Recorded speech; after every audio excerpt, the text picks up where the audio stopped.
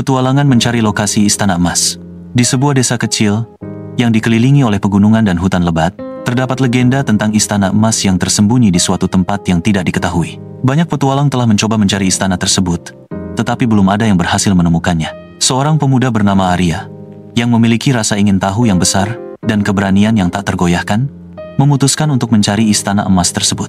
Arya memulai perjalanannya dengan mempelajari peta kuno dan cerita rakyat yang berkaitan dengan lokasi Istana Emas. Ia bertemu dengan seorang bijak desa yang memberikan petunjuk tentang jalan yang harus diambil. Arya kemudian berangkat ke hutan lebat, menyeberangi sungai yang deras, dan mendaki gunung yang curam. Di sepanjang perjalanan, Arya menghadapi berbagai tantangan, seperti hewan buas, jebakan berbahaya, dan teka-teki yang harus dipecahkan. Ia juga bertemu dengan makhluk-makhluk ajaib yang memberinya petunjuk atau menghadangnya. Setiap tantangan yang dihadapinya membuatnya semakin kuat dan bijak. Setelah melewati berbagai rintangan, Arya akhirnya menemukan pintu masuk ke Istana Emas. Pintu tersebut hanya dapat dibuka dengan kunci khusus yang harus ditemukan di tempat lain. Arya berhasil menemukan kunci tersebut setelah memecahkan teka-teki terakhir, dan pintu Istana Emas terbuka dengan gemuruh. Di dalam Istana Emas, Arya menemukan harta karun yang tak ternilai dan keajaiban-keajaiban lainnya.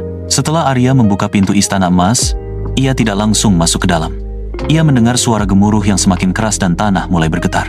Tiba-tiba, seekor makhluk besar dan menyeramkan muncul dari dalam istana. Makhluk tersebut memiliki tubuh sebesar rumah, kulit yang keras seperti batu, dan mata yang menyala seperti api. Makhluk itu berbicara dengan suara yang mengguntur. "Siapa kamu dan apa yang kamu cari di Istana Emas?" Arya menjelaskan tentang pencariannya dan keinginannya untuk menemukan harta karun dan pengetahuan. Makhluk itu mendengarkan dengan seksama dan kemudian berkata, "Aku adalah penjaga Istana Emas.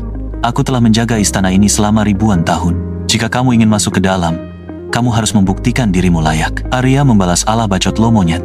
Arya melangkah masuk ke dalam Istana Emas, merasa kagum dengan keindahan dan kemegahan yang ada di sekitarnya. Dinding-dinding istana terbuat dari emas murni, dan lantai-lantainya dipoles hingga bersinar seperti cermin. Di setiap sudut istana, terdapat patung-patung penjaga yang terbuat dari batu mulia. Akhir cerita Arya kembali ke desanya dengan membawa harta karunnya.